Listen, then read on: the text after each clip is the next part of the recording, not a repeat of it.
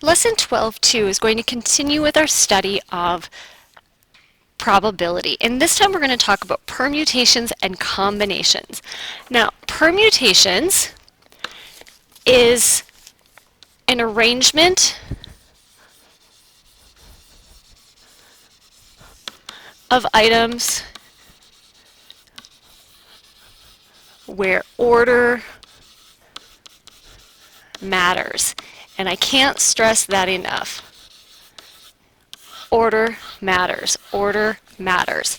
An arrangement of any number of items in a definite order. So if you have things that need to line up or happen in a certain order, you're talking about a permutation. So for example, 8 people enter the best pie contest. How many ways can blue, red, and green ribbons be awarded? So if you think about having person A, B, C, D, E, F, G, and H. You know, these are your entrants. Well, we could do person A, person B, and person C getting a blue, a red, and a green ribbon. Well, that would be one order.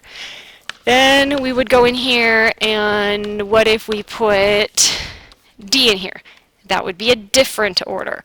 And so you can see that the numbers would, to figure it out with a tree diagram or something else, would be quite a huge endeavor. So what we're going to do instead is we are going to use a formula. And this is a formula right here. And it's n permutations of R. A couple of key points. N is the total number of items possible. R is how many we will pick. Here's another notation that you may see. So in this case, we have 8 items, and we want to pick 3. 8, choose 3 with order mattering. Now we're using that factorial, and so we're just going to follow our formula right here. 8 factorial over 8 minus 3, the quantity factorial. So 8 factorial, order of operations, parentheses first, 5 factorial. Now 8 factorial means 8 times 7 times 6, and I'm going to stop at 5 factorial because my denominator is 5 factorial. Now I could take this all the way down, but I think what you can see will happen is that 5 factorial and 5 factorial are exactly the same. I can multiply those 3 numbers together, and I can get 336 ways to award those ribbons because order matters. Now note, caution,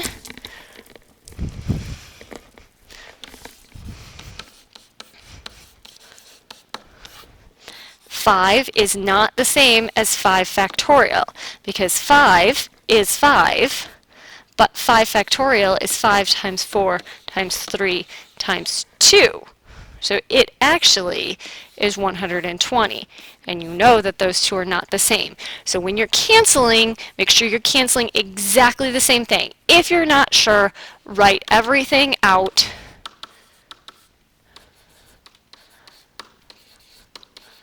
and cancel it all separately. You will get the same place. So, how many different ways can the letters of the word banana be arranged? Well, we have a new twist here because there are repeats. So, the number of permutation objects which P and Q are alike. So we're talking about if we have repeat items.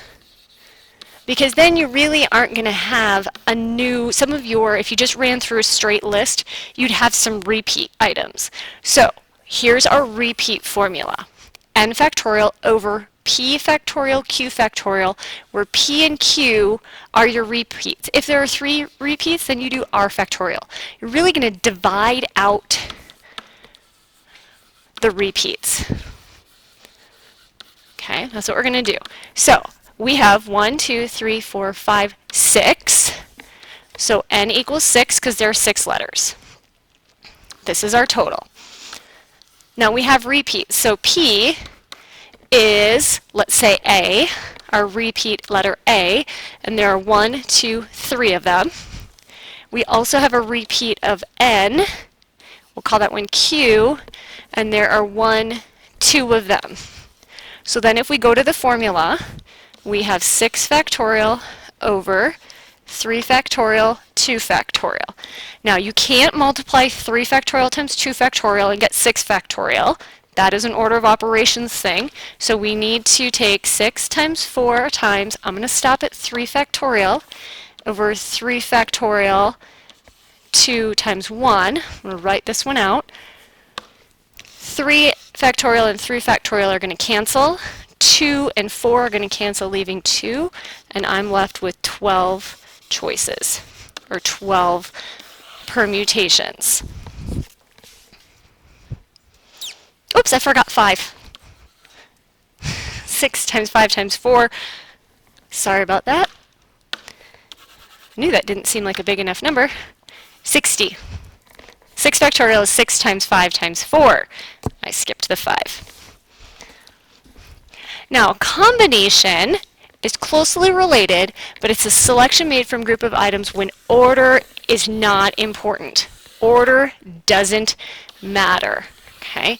So when you try to figure out which formula you're going to use, it's all going to hinge on if the problem is suggesting that order matters. So 5 cousins at a family reunion decide that 3 of them will go pick up a pizza. Does it matter the order that the 3 are picked? Because they're all going to get in the car together and go. It's not like coming in first, second, and third. So the order doesn't matter here. So how many ways can they choose the 3 people to go? So we're still talking about n being our total and r being the number that we choose. So in this case, 5 is our total, and we're choosing 3. So we're talking about 5 choose 3, where order doesn't matter. The only thing that's different about my formula is that right there. So I have 5 factorial over 5 minus 3 factorial times 3 factorial. So when I go to simplify that, I have 5 times 4 times 3 factorial. I'm going to stop right there. 2 factorial, 3 factorial. 3 factorial and 3 factorial are going to cancel. And so I have 5 times 4 over 2 times 1. That's going to cancel. And there are 10 ways.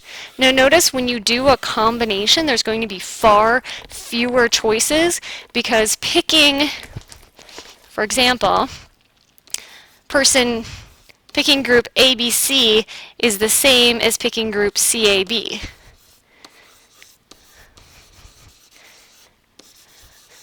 This is the same when order doesn't matter. But these would be different if order did matter. So that's a good illustration about order. Now, another way to find combinations is to use Pascal's triangle. And it's a really fascinating structure that's very, very old. So one of the key things is that you have to start with row 0 and diagonal 0. So you have to start at 0. So if you notice, if this is 3, this is 2, this is 1, and this is 0. And the same way with row 0, put the rows over here, row 1, row 2, row 3, row 4, row 5. So just remember, you have to start with row and diagonal 0. Okay? So what happens in Pascal's triangle? It's only for combinations. And so we just did 5 combinations of 3. And if you take the 5th row and you intersect it with the 3rd diagonal, you end up with the answer, where those 2 colors overlap. So if you think about one of the other ones we did, if we erase this quick,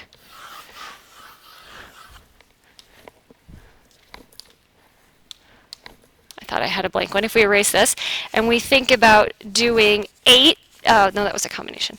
If we do, let's do 13, choose 4. So this is row 13, diagonal 4. So row 13, so 5, 6, 7, 8, 9, 10, 11, 12, 13. And I pick diagonal 4, 0, 1, 2, 3, 4. Where those two intersect is the answer. So it's a way to do it without a calculator, essentially. So let's look at another example. We have multiple events, so you need to find each separately, then multiply. Okay, so 6 cards are drawn from a standard deck of cards. How many hands consist of 2 hearts, there's your first event, and 4 spades? Now 2 hearts and 4 spades don't affect each other. So my first set, and it doesn't matter what order, so this is a combination because order doesn't matter. So there are 13 hearts in each deck, so I have 13 items. I'm going to choose 2 where order doesn't matter. And I'm going to multiply that by, there are 13 spades, choose 2, or choose 4 where order doesn't matter. I'm going to multiply those two probabilities, or those two numbers, not probabilities, those two numbers together to find out how many ways that could happen. So I have 13 factorial all over 13 minus 2 factorial times 2 factorial. That's being multiplied by 13 factorial over 13 minus 4 factorial times 4 factorial. So I have 13 factorial all over 11 factorial, 2 factorial, 9 factorial, 4 factorial. I'm going to take my biggest 2, and that tells me how far to run those down. So I'm going to have 13 times 12 times 11 factorial. 13 times 12 times 11 times 10 times 9 factorial, all over 11 factorial times 2 times 1 times 9 factorial times 4 times 3 times 2 times 1.